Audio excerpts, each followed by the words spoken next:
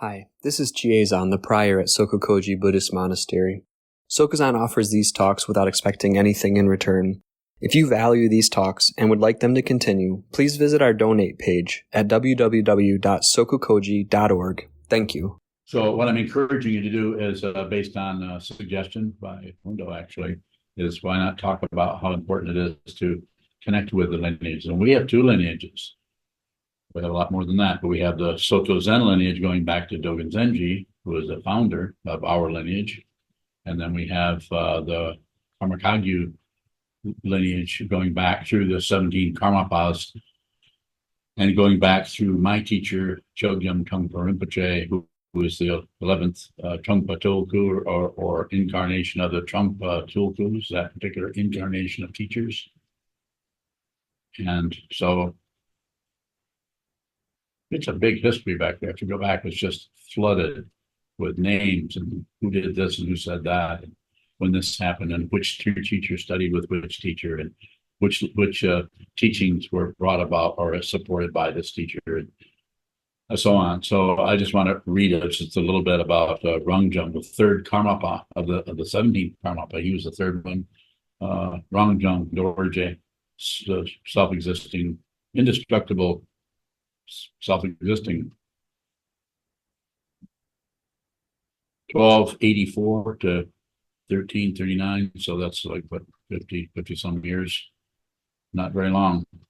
He was recognized as at the age of 5 as the reincarnation of the previous Karmapa by Orjempa Rinchen Pao, and later who was also Orjempa Rinchen Pao was also a student of the second Karmapa, Karmapakshi, whose rupa, or whose form sits on top of our Karma-Kagyu altar. I have a very strong connection with the second Karmapa. I have no idea why. I don't have any memory of anything. I just know that that particular teacher is very powerful to me. So, and he was later enthroned at Serfu Monastery, that he then studied both the Nyingma and Kagyu traditions. He took a full ordination at the age of 18.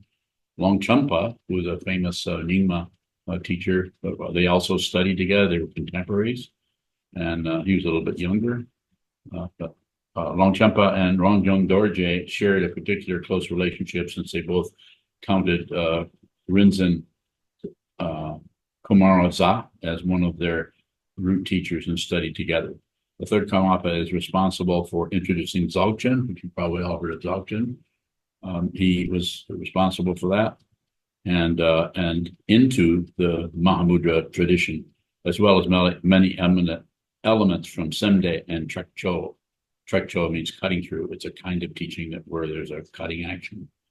And bringing these two traditions together, it is said that during a retreat in his early 20s, he had a vision at sunrise of Vimalamitra and then Padmasambhava, who dissolved into him at a point between his eyebrows. At that moment, he realized and received all the teachings and transmissions of the Dzogchen Tantras. He wrote many volumes of teachings on Dzogchen and founded Karma Nyingtik lineage. So go on and on, but I thought I would just say that, and that's something that's just unavailable. That's a Rigpa wiki. It's like Wikipedia, only it's the Rigpa. Rigpa means knowledge. So there's all kinds of directions you can buy books on it. There's a series of books on the Karmapas and early teachers. There's the one book that talks about all the Karmapas, gives a brief synopsis of each one.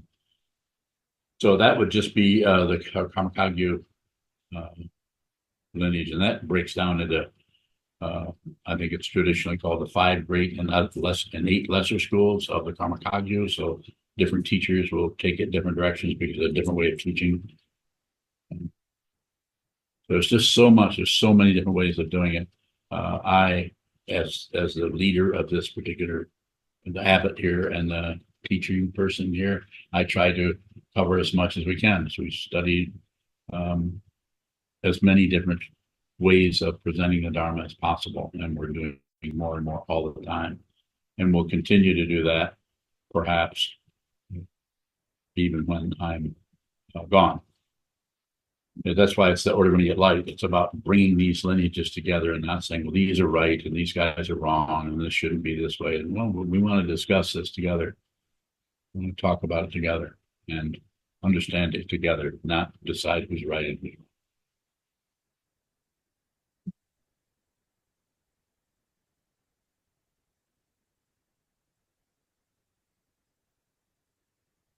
Well, I think it might be good for questions. I'm not sure how much I can answer if it's specific historical stuff. Maybe not. Yes. But you know, with all these lineages, especially these two that you've had two teachers in, what is the most important thing for us to realize about these lineages? They're all pointing to, they're all Buddhist. They all profess to show you a way to understand what the Buddha taught, that everything is dependent avism. There's no singular situation called a person or personhood, and there's also no other, non-dual. This is a teaching that was around before the Buddha showed up.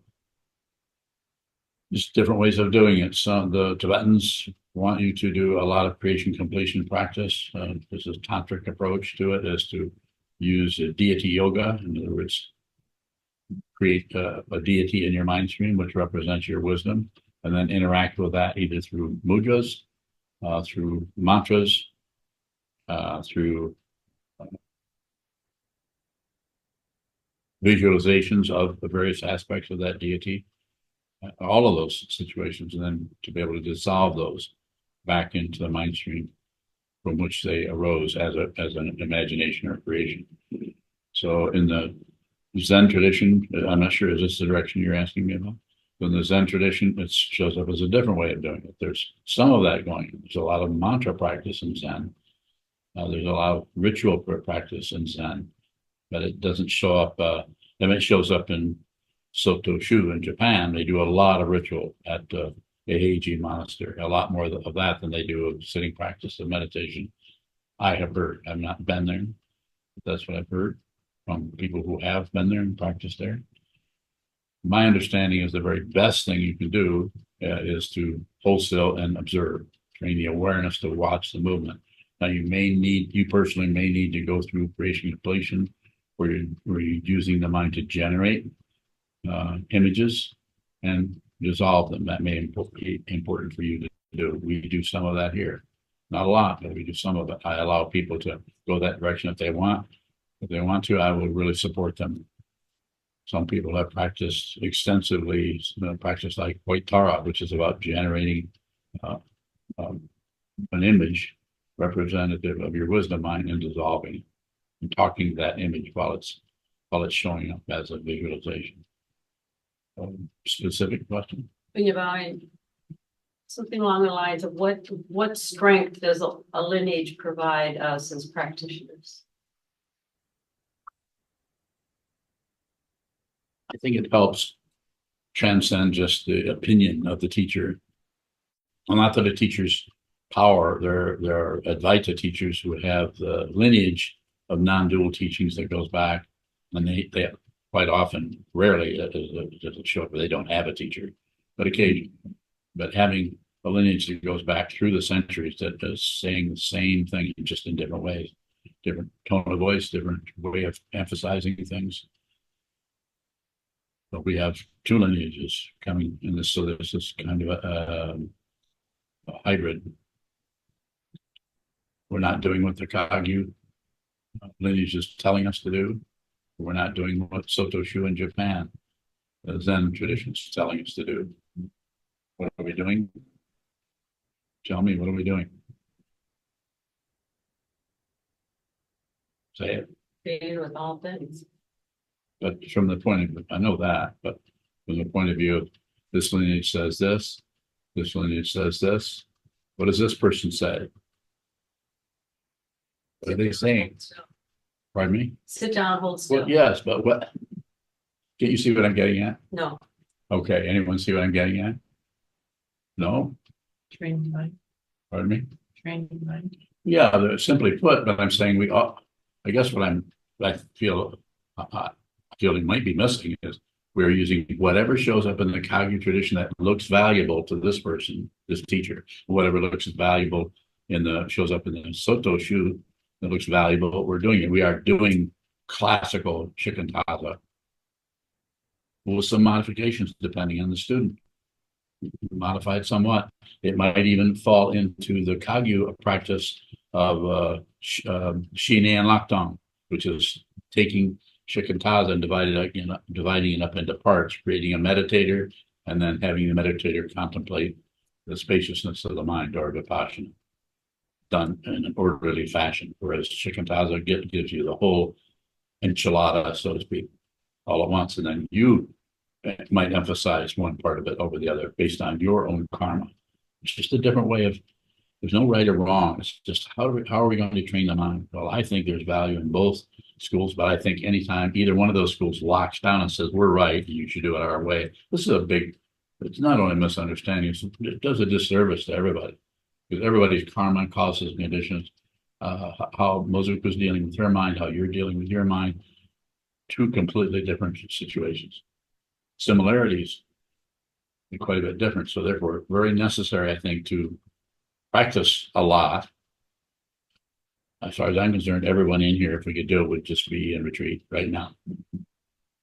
Everybody's practicing a little bit, and we're doing a lot of Samo practice, and we're taking care of children. So why is that? Because that's what our life is. We have children, and we have jobs, and we have needs, and we have bills and everything. So we aren't in ancient India where the whole community just saw the person as a monk and immediately, filled their bowl full of alms or full of food or full of whatever they needed.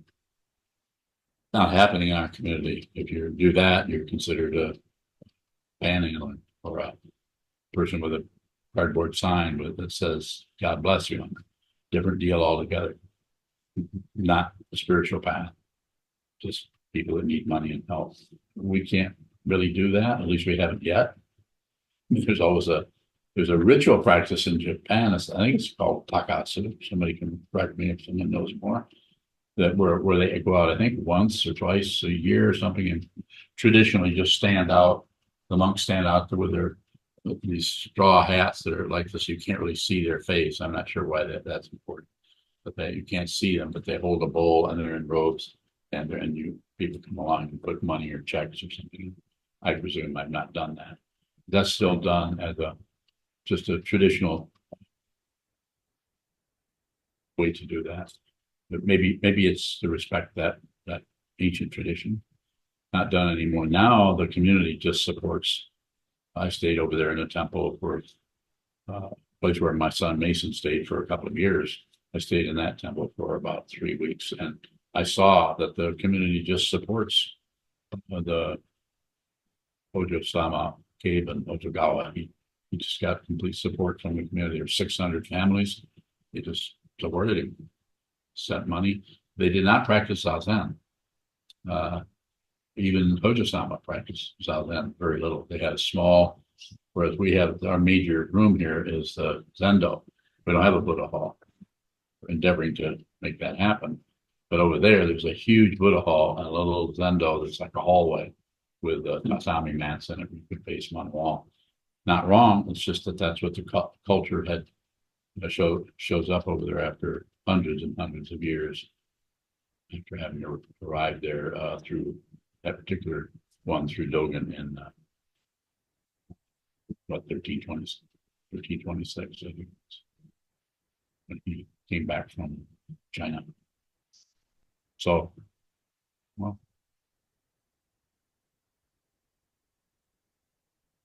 yes.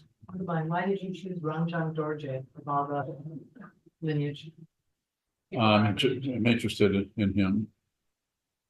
He's the one that came right after the second Karmapa. I was interested in him, and I'm still looking into that. I just recently bought a book about him. I can't remember the woman who wrote the book, but I've read the introduction. I've read the whole book.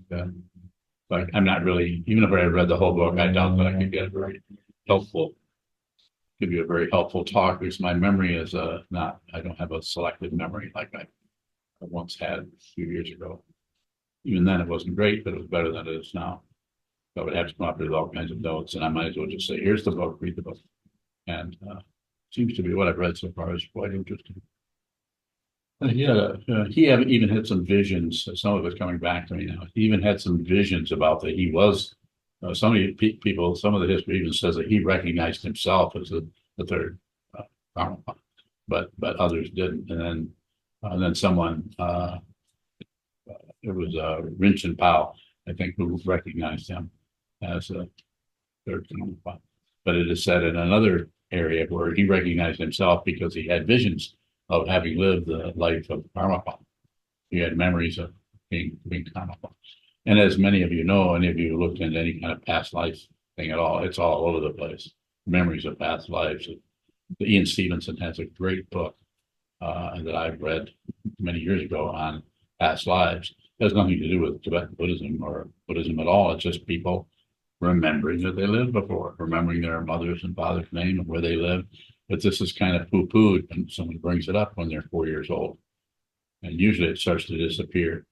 So when someone is very young, 2, 3, 4, they're still maybe even confusing their current parents with their past life parents, or wondering what happened to their sister who was not even born in this lifetime. So lots of stories like that are quite fascinating, especially when there's some history that you can actually look at and see that something did actually occur at a certain time and place. Oh. Yes. What is the difference between a Karmapa and a Tulku? The same thing, but the tulku is a Sanskrit for it's a Tibetan for the Sanskrit word nirmanakaya, or body. It's a Dharmakaya is the body of truth. Sambhogakaya is the body of bliss, and Nirmanakaya is just the Buddha body, the actual living Buddha. So Tulku is a living Buddha. There's lots of them. Their Tulkus they've been recognized as having having lived before as a teacher. Well, quite a few of them out there, probably hundreds of, yes. One of mine was Chogyam Trungpa Rinpoche, considered a Tulku? Yes, he was a Tulku. He was the 11th Trungpa Tulku, a lineage that goes back to Trungmace. Trungmace is the word where the word Trungpa comes from. Chogyam Trungpa Rinpoche. So yes, he was a Tulku, he was an incarnation of the 10th Trungpa. And when you can find that, his story and who he was and how long he lived, and he was an incarnation of obviously the 9th, and going back to the first one. And there's some kind of story back there about who he was, how he was discovered, how there happened to be a person who was a teacher. And there's lots of them. Taisitu was one. A good example of Khenpo Sotrip Jamso was not a Tulku, but he's just a great teacher, he's a great yogi. Spent most of his life in retreat. And when he was invited to come out of retreat in 1977 by His Holiness the 16th Karmapa I think he was going to found or going to head up a monastery. I think it ended up being a nunnery. Do you remember that story? So he did that, and then he came to the United States, studied, and began teaching students of Trungpa Rinpoche and other people. I never met him personally, but I've studied his material. Khenpo Sotrip Jamso's progressive stages of meditation on emptiness is something we have studied together as a Sangha. Very, very powerful book that goes through lots of different aspects of the teachings on emptiness, so on.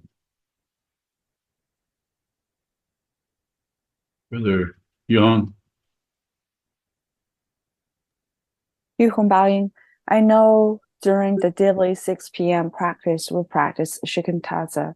Do you think it's possible, like, you can teach a practice in Kagyu lineage, if possible, one day? Baoying? Yes, I can teach it to you right now. I can teach it. It's very simple practice that I practiced for decades and taught it. I was trained how to teach this in 1978. I've taught it to hundreds and hundreds and hundreds of students. Nothing recently, but a few times I've taught it individually because of the way a person is working with their mind, it looks like it might be better for them to work on that particular approach. And all it is sit down, hold still, eyes open still. That's still the same. Your posture would be hands on knees rather than cosmic mudra. Although my teacher, Trungpa Rinpoche, said this is fine too, if you want to do this. He was quite aligned with the whole Zen tradition, as you probably know. He even said, he even used to joke that he was going to, after he died, he was going to come back as a Japanese businessman. And that's probably because at that time in the 1980s, Japanese business was very, very successful. So I think he liked that. So to come back to it, simple instruction is sit down, hold still, sit symmetrical, same teaching there, sit on a cushion or sit in a chair if you have to, and then watch your breath. And specifically, as Trungpa taught it, this is a little bit different than, say, His Holiness the 17th Karmapa would teach it. But the way he taught it and the way I was taught to teach, I was instructed to teach that, was watch the breath go flow. And as soon as the breath goes out, just watch it go out. Don't necessarily follow the in-breath, but if you do follow the in-breath too, don't worry about it. Just put the emphasis, because the out-breath is more of a letting go feeling. It just goes whoosh, whoosh, whoosh. It's just going out. And when thoughts arise, as soon as you see that you're thinking, label that thinking and return to the out-breath. That's the instruction. And I would add to that, don't maintain it so much as return to it. So it's not about staying on it. Although it has been taught, some people teach it differently. Some people say, try to stay on the out-breath. I don't think that's a good idea. And that's probably why I eventually went back to my original practice from 1974, 74, which was Shikantaza. Just return to the label thinking, return to the out-breath, and do that over and over and over. This is a shamatha vipassana, and that will eventually show up as vipassana. Eventually, that will start to come apart, and you'll just receive. You might be even taught that at some point, but you will be asked to practice that for many years. I was never really taught directly vipassana until much later. Yuhong Baoying. So what you're saying that the out breath is the anchor of the practice, but just don't maintain that, right? Yeah. I did not use that word, but okay. I could see where you would come up with that word. And go ahead and practice it. But practice it for a couple of months. See what it's like. And but is yes. Is there a sound when you the out breath, when you breathe out, like you had a sound, like a... I was just using a sound. So when you breathe out, you have that feeling of air coming out, but you might not hear anything go whoosh, but it's like that. I'm just kind of emphasizing that letting go feeling of the breath goes out. It's like that's the last thing you do before you die is breathe out. You certainly don't breathe in. So you just, it's like a little tiny death. You're just dying to everything. You're dying to everything.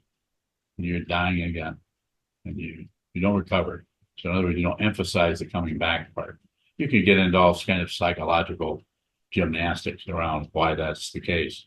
Seems to be a pretty good practice. I practiced it myself for many, many years and taught it to, as I said, hundreds, maybe even thousands of people. You were to go back and count them up. Taught it from 1978 on, yes. Thank you. 1993. I taught you in 93. And I do have a question. Yes. With Shikantaza, we face the wall, but you taught me to face out, look down. Yes, very similar. You don't have a wall in front of you. You would sit face out into the room, and then you still have your gaze down towards the carpeting of the floor. But you wouldn't necessarily raise your gaze.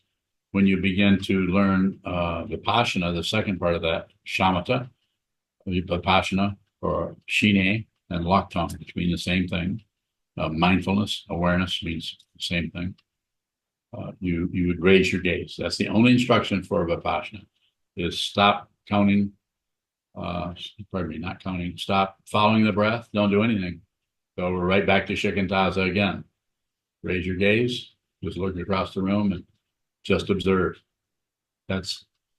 You can start out with that. And then if you need to, at some point, follow your breath and There's nothing wrong with that. As the instruction goes, if you remember what I say, watch what moves. You can follow your breath all day and you're doing exactly what I said. Because it's not about maintaining the breath, it's about watching what moves. You might watch 15 breaths come and go. You might watch your diaphragm, and then you might go from that to the mind stream, and then you go from the mind stream to the memory of what happened yesterday when you were talking to the grocer. So it's about watching what moves, not about maintaining it. And the idea of moving from one moving thing to another, that's what makes it ordinary and natural. And that's what makes it line up with the way your life functions. Your life is about, you're aware of this, you're walking out to the parking lot, things are changing, coming and going. But this is this thing where your body's holding still and you're just watching the movement. That's why Shikantaza is so powerful. It doesn't set up an artificial scaffolding for what you should be doing and what you should be accomplishing, how aware you are and all that. Focus. Yes. With Zoku bowing, sometimes I've heard you given instruction to notice the space in which things arise. Is that a Vipassana instruction? It's in that area. Eventually you'll just look at the space. And that happens if there's ego, if there's an aspect of consciousness that you think is somebody, that area will start to freak out. That's how you know you have work to do. If you're afraid of anything, if you're seduced by anything, if you really give a shit about anything, I say it bluntly like that because I'm saying it's like that. It's like, but it's also, it goes the other way where you really are very concerned about other people that are having difficulty and suffering. You can't help but help them. You can't help it.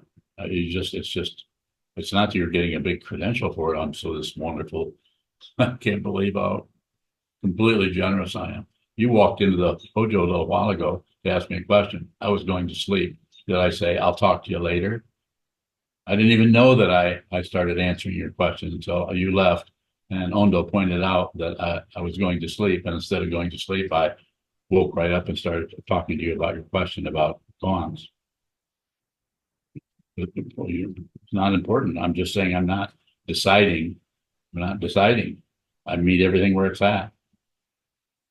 And so it doesn't give me a big credential. Oh, wonderful Sokuzan. It's just that I can't help it. It's out of my hands. And if you see what this is, you'll see that this whole world is out of your hands. Every negative thought, positive thought, neutral thought that arises is arising without a self. We tack the self on. It's just dependent origination.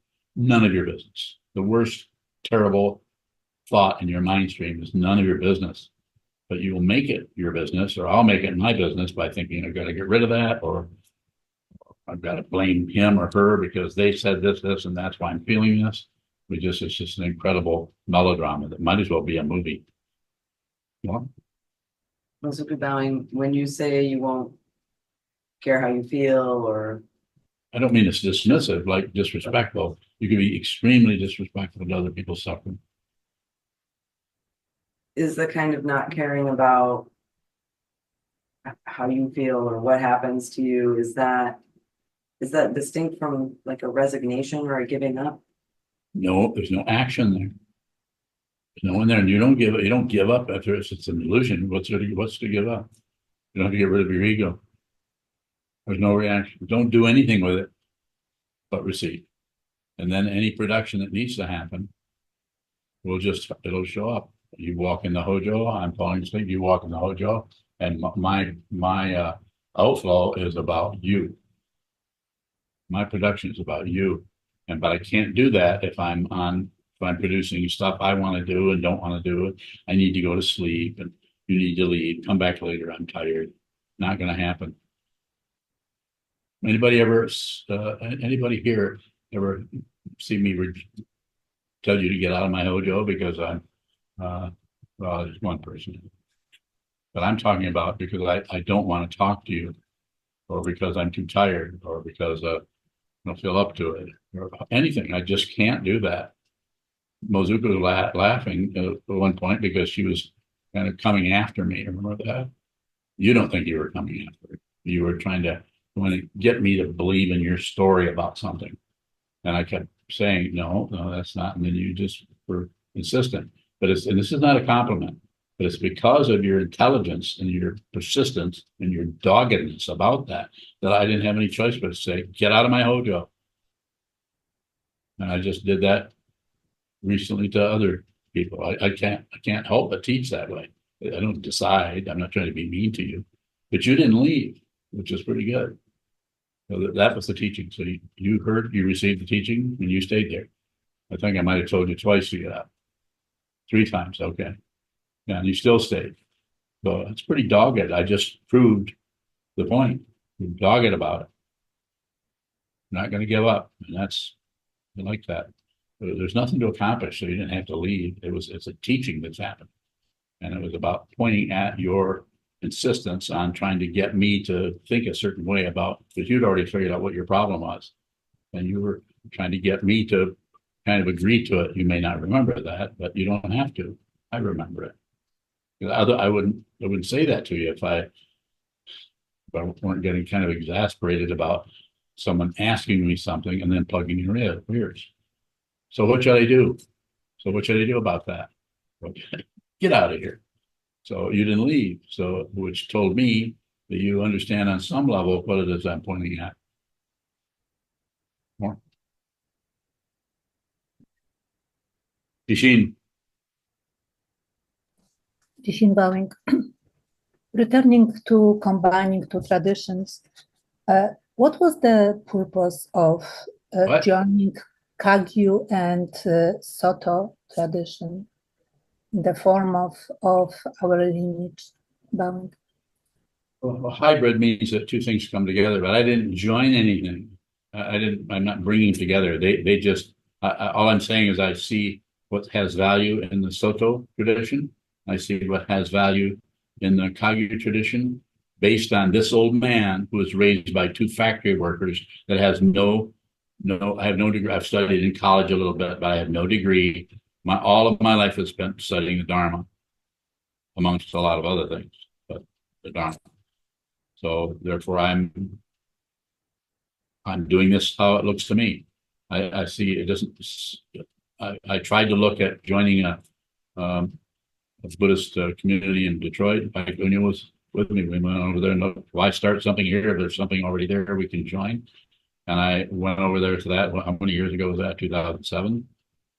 Went over there and just couldn't do it. I could not align myself or ask her to align herself with that particular way of teaching the Dharma. As far as I'm concerned, it's not teaching the Dharma. It was someone who's promoting themselves. I'm not going to say their name. And they may not be doing it. Maybe they last week or 3 years ago realized their Buddha nature. It's very possible, but they had not at that time. How do I know that? I didn't. I just knew that we couldn't be there. We couldn't. They were not doing what I wanted to do. So we came back here, and I could go through the whole description of it. But basically, it's just it happens because you understand what it is, and you don't get in the way of what needs to happen. And so, next thing we know, here we are in 2024. We have a monastery. We have people who want to be monks, who want to dedicate their life to the Dharma. And I'm all about helping people do that, even if it's only 10 or 15 people. Doesn't matter. There's no promotion going on here that I know of. More of a discouragement.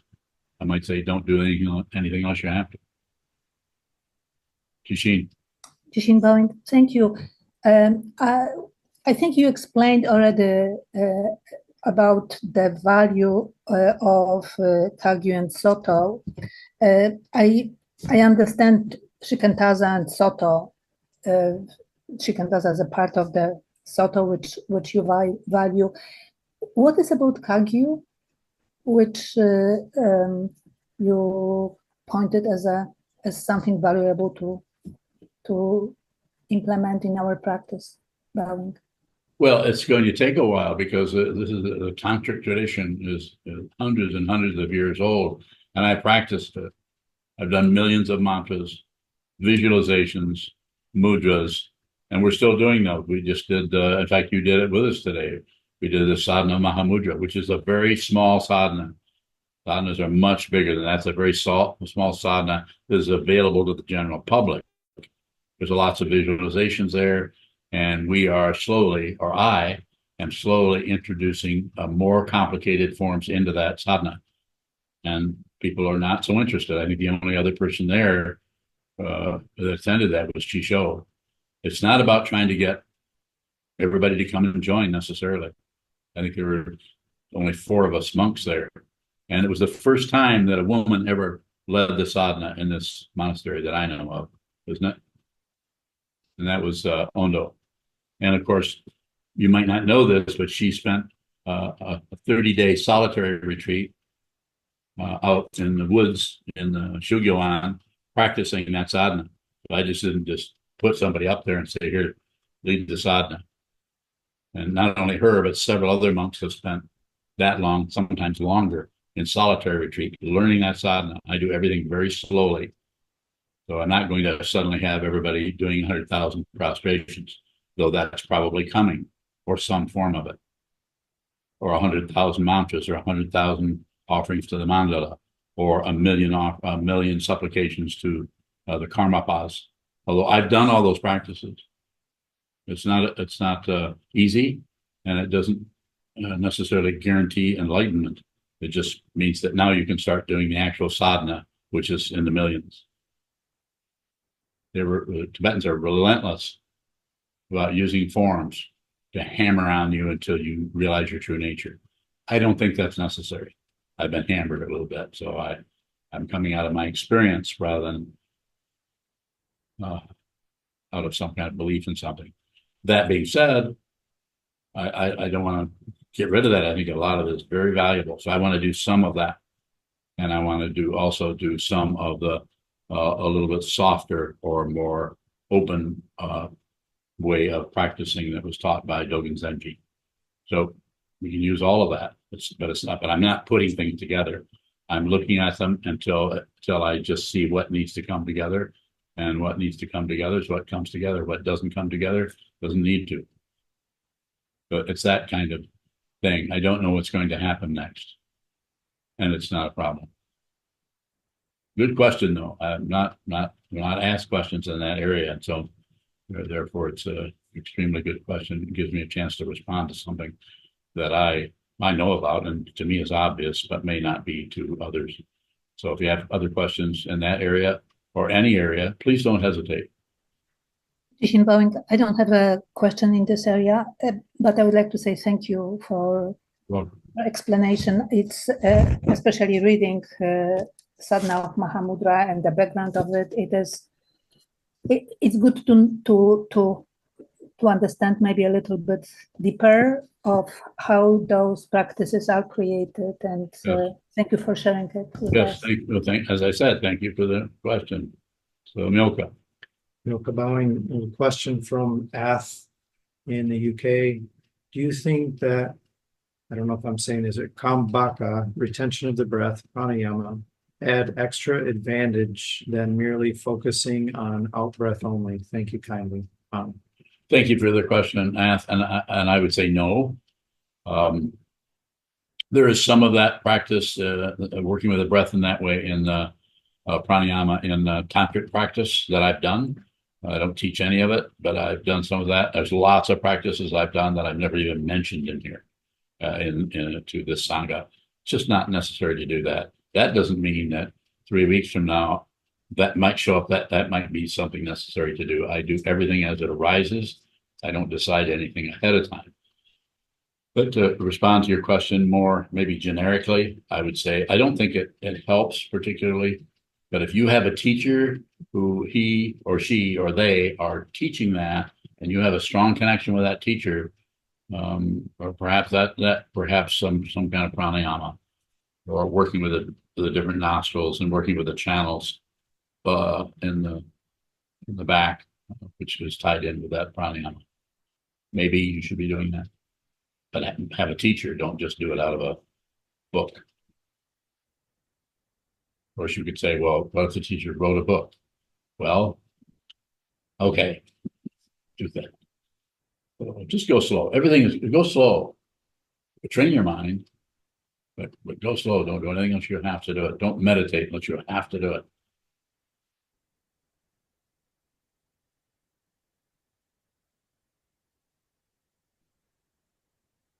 There a further question?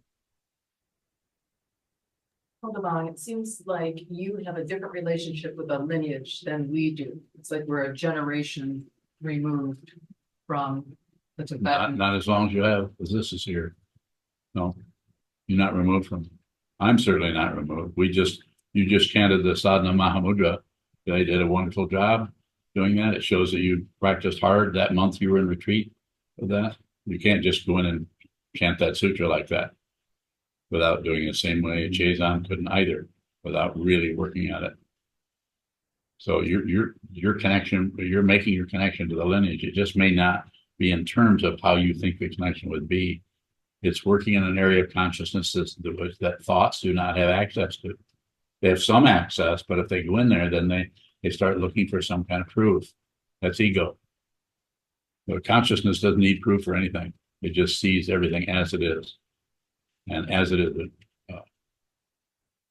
Rangjung Dorje, the third Karmapa, or Karmapakshi, or Chusen Genpa, all of those lineage holders, and the Mikyo Dorje. And who else is mentioned? You remember any? Mikyo Dorje. Which one is he, the 6th or the 8th? Okay, who's the 8th?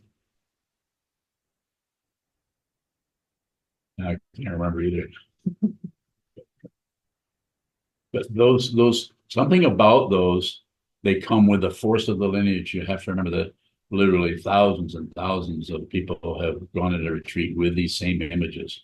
And that's what we do when we did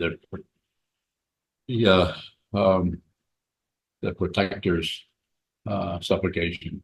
That's powerful. I've been doing that for that protector's supplication for 50 years. I think it's only been recently that I've been doing it again because we're doing it here with our own version of it, which includes the Order of Immediate Light. So people are weaning away since the Chazan usually ends about 1:45. So I guess we could do the same thing. 45 minutes is pretty good. So, okay.